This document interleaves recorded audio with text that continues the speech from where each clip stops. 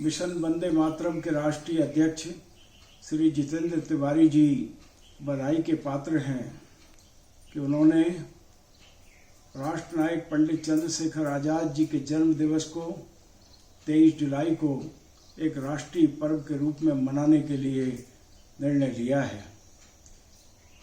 पंडित चंद्रशेखर आज़ाद भारत माता के उन सच्चे सपूतों में से थे जिन्होंने अपने स्वयं के प्राण भारत माता को आज़ाद करने के लिए निछावर किए।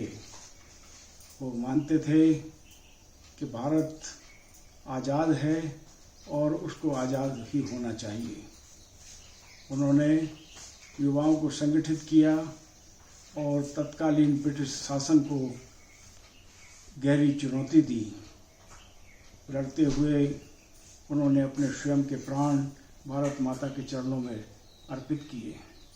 वो कहते थे कि मैं आज़ाद हूँ, आज़ाद रहूँगा और आज़ाद ही मरूँगा, और अपनी कथनी और करनी के अनुसार आजीवन वो आज़ाद ही रहे।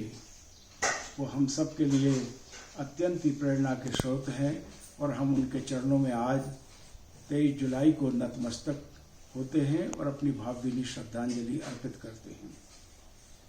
मेरे प्यारे बहनों और भाइयों, आपको इस बात का भी गर्व होना चाहिए कि 23 जुलाई न केवल पंडित चंद्रशेखर आज़ाद जी का जन्मदिन है, बल्कि इसी दिन भारत माता के एक और सच्चे सपूत लोकमान्य बाल गंगाधर तिलक जी का भी जन्म हुआ था।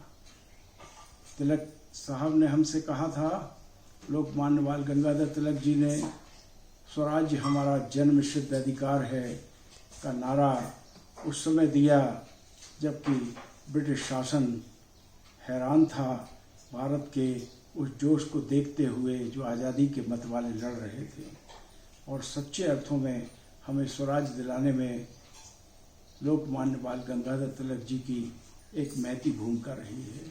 उन्होंने महात्मा गांधी जी को और अनेकों क्रांतिकारियों को प्रेरित कर भारत की जनता को पूर्ण स्वराज को प्राप्त करने के लिए जन जागरण का काम किया।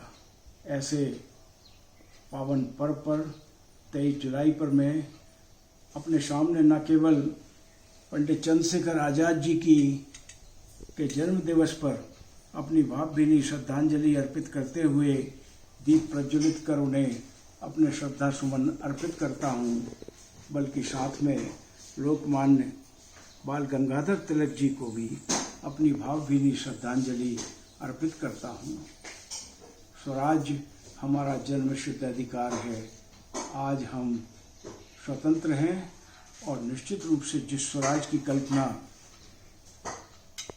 लोकमान्य बाल गंगाधर तिलक जी ने की थी, उसको सही अर्थों में सार्थक बनाने के लिए हम सबको वचनबद्ध होकर के पूरी लगन, मेहनत और कर्तव्य परायणता से जुट जाना चाहिए।